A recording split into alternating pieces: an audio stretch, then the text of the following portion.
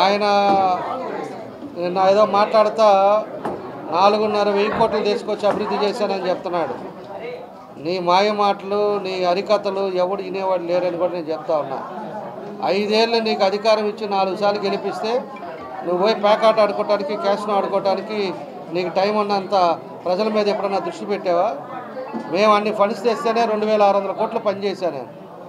నువ్వు ఏం చేసావు? 4,500 కోట్లు అని చెప్పి అబద్ధాలు చెప్తావు.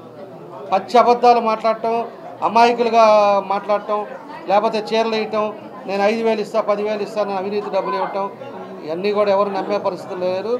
నేను పోయినసారే చెప్పా, 3-4 నెలల ముందే చెప్పా, బాలనేనే నీ పని అయిపోయింది. మీ కొడుకు చాలా పాపాలు చేశాడు, చాలామంది కుటుంబాలను ఇబ్బంది పెట్టాడు, చాలా వాళ్ళు ఈరోజు ఆర్థికంగా నరకం చూసే పరిస్థితులు ఉన్నాయి.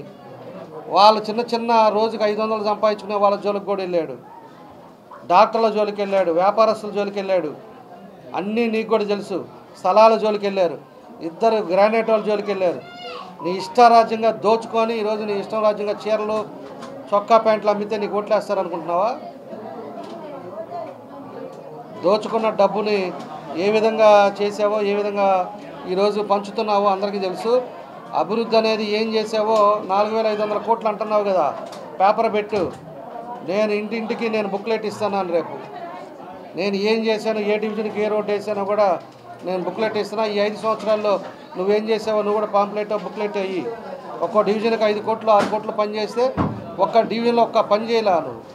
మళ్ళీ 4 కోట్లు చేశాను, 5 కోట్లు చేశాను ఎలా చెప్తారో నాకు అర్థం కావట్లా. చెప్పేటప్పుడు కూడా వయసు కన్నా నువ్వు ఆలోచన ఉండాలి. నిన్ను అన్నిసార్లు గెలిపించిన ఈ ప్రజలకి ఇంకా అబద్ధాలు చెప్తా పోతావు, ఇంకా నాకు అదే అర్థం కాదు. ఒక్కసారి అవకాశం సరే నేను ఇప్పుడు దాకా చేయలేదు, నేను ఈ 5 సంవత్సరాల్లో ఖచ్చితంగా చేస్తాను, ఆ మాట చెప్పు, ఇబ్బంది ఉండదు. నేను ఎక్కడికి పోను, గోవాలకి శ్రీలంకలకి నేను ఎడకపోను, నేను ఏడే అందుబాటులో ఉండేసి ఈసారన్నా పనిచేస్తాను అని చెప్పు. అంతేగాని 5,000 కోట్లు చేశాను, 4,500 కోట్లు పనిచేశానని మాయ మాటలు చెప్తే దాన్ని ఎవరు నమ్మే పరిస్థితులు లేరు. నువ్వు కూడా ఇంటింట్లోకి రేపు బుక్ ఇస్తావో, పాంప్లెట్ ఇస్తావో, నువ్వేం పనులు చేసావో చెయ్యి. అసలు పని చేయకుండానే రాళ్ళు వేసుకొని దాన్ని కూడా నీ జమాలో వేసుకోవటం కాదు. ఎక్కడ పడితే అక్కడ రాళ్ళు వేసాడు. ఏది అదేమంటే అది గుణార్థం చేయటం, దానికి ఏదో పూర్తి అయిపోయినట్టు ఇప్పుడు ఆఖరి 1 నెల వారం రోజుల ముందు గుణార్థం చేసేది కాదు. పని పూర్తి చేసి ఇదిగో ఈ బిల్డింగ్ నేను కట్టాను అనాలి.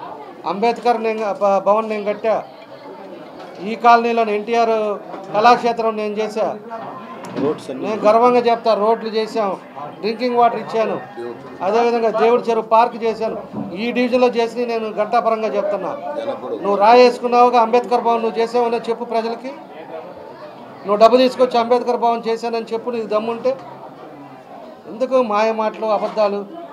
ఒక్క అవకాశం ఇవ్వండి, నా వయసు అయిపోయిందని చెప్పుకో, జనాలకి సానుభూతి ఉంటే ఓట్లు వేస్తారు.